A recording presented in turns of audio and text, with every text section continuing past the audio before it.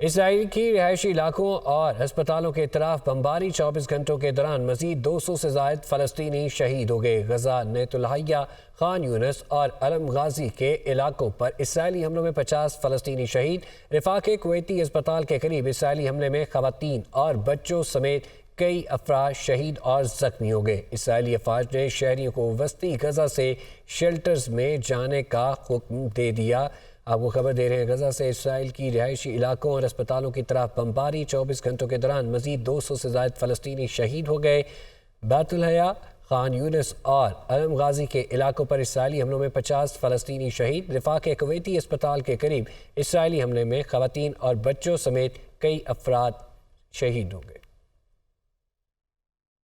اسرائیل کے خلاف جنگ پر القسام بریگیڈ کا 2 ٹوک اعلان۔ اسرائیلی جارحیت کے خاتمے تک یرغمالیوں کا کوئی معاہدہ نہیں ہوگا۔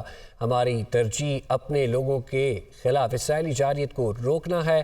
غزہ اب تک 825 اسرائیلی گاڑیاں تباہ کی جا چکی ہیں۔ ہمارے لوگ اس جارحیت سے سر اٹھا کر نکلیں گے۔ اسرائیل کے خلاف جنگ میں القسام بریگیڈ کا 2 ٹوک اعلان سامنے آیا۔ اسرائیلی جارحیت کے خاتمے تک یرغمالیوں کا کوئی معاہدہ نہیں ہوگا، یہ کہنا ہے ترجمان ابو عبیدہ کا۔ ہماری ترجیحات اپنے لوگوں کے خلاف اسرائیلی جارحیت کو روکنا ہے۔ اب تک 825 اسرائیلی گاڑیاں تباہ کی جا چکی ہیں۔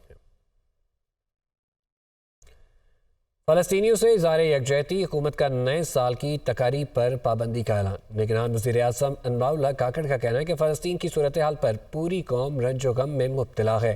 شہری نئے سال کی آمد کو سادگی سے منائیں۔ دعا ہے نئے سال کا سورج امن و سلامتی کا پیغام لے کر طلوع ہوگا۔ پاک فوج الیکشن 2024 میں الیکشن کمیشن کو مطلوبہ اور ضروری تعاون فراہم کرے گی۔ کور کمانڈر کانفرنس میں فیصلہ۔ فورم نے دہشت گرد گروپوں کی پڑوسی ملک میں محفوظ پناہ گاہوں پر تشویش کا اظہار کیا۔ پاکستان کو غیر مستحکم کرنے والے عناصر کے خلاف ریاست کی جانب سے مکمل طاقت کے ساتھ نمٹنے کے عزم کا بھی اظہار کیا گیا۔ اسلام آباد سے رپورٹ۔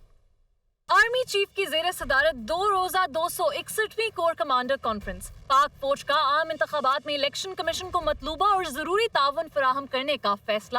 فورم کا دہشت گرد گروپوں کی پڑوسی ملک میں محفوظ پناہ گاہوں پر تشویش کا اظہار۔ غزہ میں انسانی حقوق کی سنگین خلاف ورزیوں اور جنگی جرائم کی مذمت۔ ISPR کے مطابق فورم نے پڑوسی ملک سے دہشت گردوں کی کارروائیوں اور جدید ترین ہتھیاروں کی دستیابی پاکستان کی سیکیورٹی کے لیے خطرہ قرار دی اور اس عزم کا اظہار کیا کہ پاکستان کو غیر مستحکم کرنے کے لیے دشمن قوتوں کے اشارے پر کام کرنے والے عناصر کے خلاف ریاست مکمل طاقت کے ساتھ نمٹے گی۔ فورم کو خطے کی صورتحال، قومی سلامتی کو درپیش چیلنجز اور بڑھتے ہوئے خطرات پر جوابی حکمت عملی کے بارے میں بریفنگ بھی دی گئی۔ فورم نے پاکستان کی خود مختاری اور علاقائی سالمیت کے دفاع کے لیے پاک فوج کے عزم کا اعادہ کیا۔ فورم نے فلسطینی عوام کے ساتھ مکمل یکجہتی کا اظہار کیا اور غزہ میں فوری جنگ بندی اور تنازع کے پرامن حل کے مطالبے کے حکومتی موقف کا اعادہ کیا۔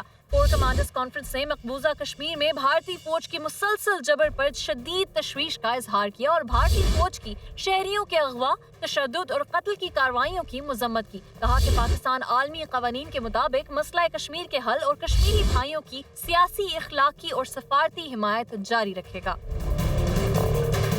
ISPR کے مطابق آرمی چیف نے آپریشن کے دوران پیشہ ورانہ مہارت کا معیار برقرار رکھنے، ذہنی اور جسمانی شعبوں میں فارمیشنز کی تربیت کے دوران بہترین کارکردگی کے حصول پر زور دیا۔ فورم نے غیر ملکی سرمایہ کاری کے حوصلہ افزائی کے لیے جاری کوششوں کی حمایت کا بھی اعادہ کیا۔ کور کمانڈرز کانفرنس نے اسمگلنگ، منی لانڈرنگ، بجلی چوری اور ذخیرہ اندوزی کے خلاف کارروائیوں کا جامع جائزہ لیا اور اس عزم کا اظہار کیا کہ پاک فوج جرائم کی روک تھام کے لیے سرکاری متعلقہ اداروں کو ہر طرح کی مدد فراہم کرتی رہے گی۔ مسلم نون کے رہنما شہباز شریف کا کہنا ہے کہ PTI کو بلے کا نشان واپس دینا الیکشن کمیشن پر حملے کے مترادف ہے۔ پشاور ہائی کورٹ کیسے پورے ملک سے متعلق فیصلہ کر سکتی ہے؟ انٹرا پارٹی انتخابات میں دھاندلی کی وجہ سے نشان واپس لیا گیا۔ الیکشن کمیشن کا فیصلہ حقائق پر مبنی تھا۔ کراچی میں نیوز کانفرنس کے دوران شہباز شریف نے کہا کہ انصاف کا تقاضا تھا کہ جج صاحب عزیز داری کی بنا پر بینچ سے الگ ہو جاتے۔ ترازو کو لاڑلے کی جانب جھکایا جا رہا ہے۔ پشاور ہائی کورٹ کا جو فیصلہ آیا ہے وہ الیکشن کمیشن کے اختیار پر حملے کے مترادف ہے۔ میں سمجھتا ہوں کہ جب پشاور ہائی کورٹ پشاور کے KPK صوبے کی وہ ہائی کورٹ ہے، ایک صوبے کی ہائی کورٹ ہے، وہ کس طریقے سے پاکستان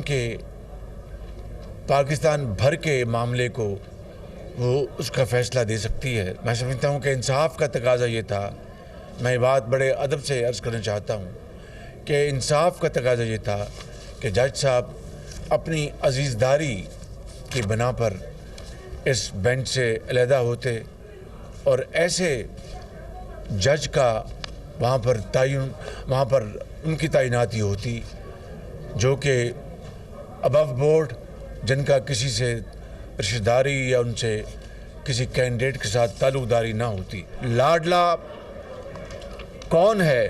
لاڈلا وہ ہے جس کو عدالت عظمیٰ میں کہا جاتا ہے کہ ویلکم کہا تھا، good to see you and wishing you good look.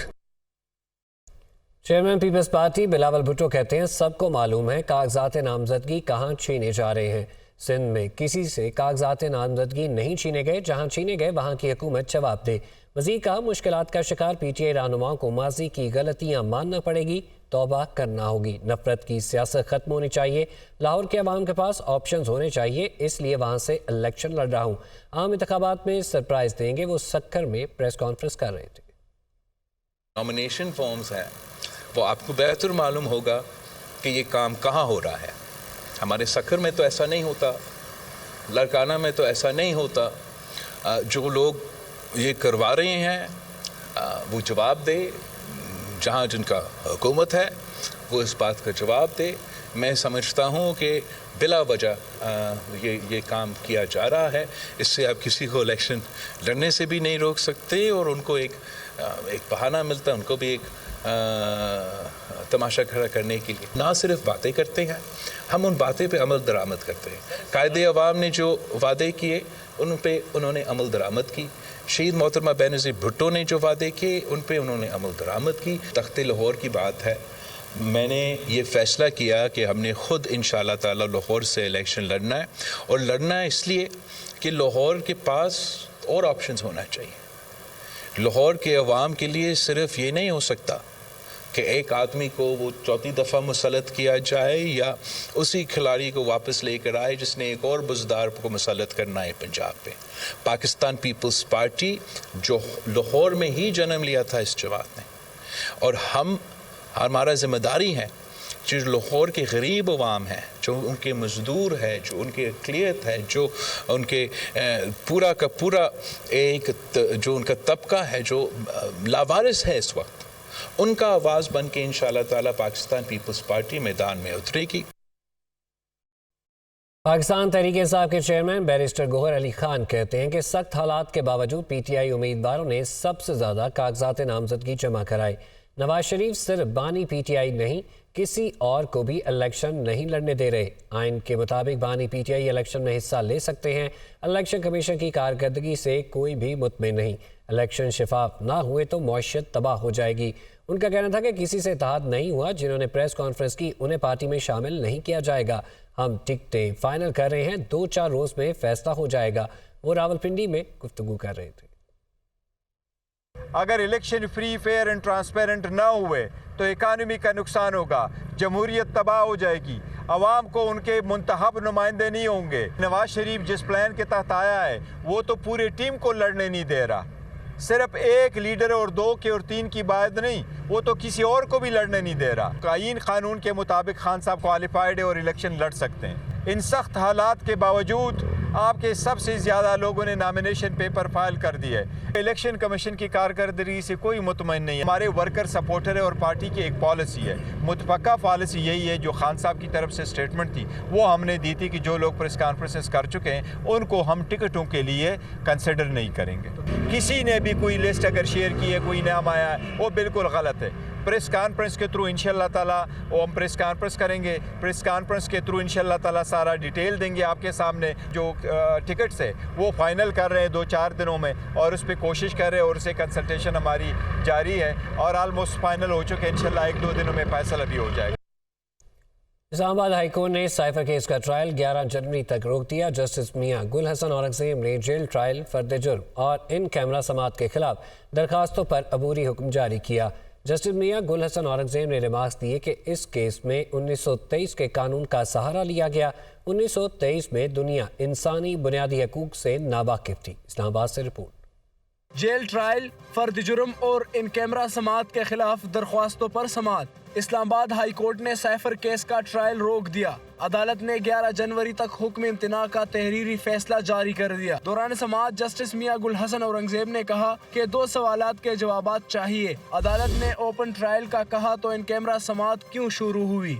Attorney general بولے پورے کیس کو ان کیمرہ نہیں رکھا گیا، کچھ گواہان کے بیانات قلم بند کرنے کے دوران میڈیا کو باہر رکھا گیا۔ جسٹس گل حسن اورنگزیب نے کہا یہ اوپن ٹرائل تو نہیں، ایسا نہیں ہوتا کہ آپ اپنی مرضی سے کہیں کہ تم آ جاؤ۔ اٹارنی جنرل نے کہا 3 گواہوں کا تعلق وزارت خارجہ سے تھا۔ عدالت نے کہا سمجھتے کیوں نہیں کہ اوپن ٹرائل کیا ہوگا؟ خصوصی عدالت کے جج کے اپنے ہی فیصلے میں سکم موجود ہے۔ کبھی کبھی اچھا بلا کیس ہوتا ہے مگر پھر اس کو خراب کر دیا جاتا ہے۔ خبریں آپ نے جانی، نیوز اسٹوڈیو سے فی الوقت اتنا ہی۔ مزید خبروں سے باخبر رہنے کے لیے دیکھتے رہیے دنیا نیوز، کیونکہ یہ ہے خبر کی دنیا۔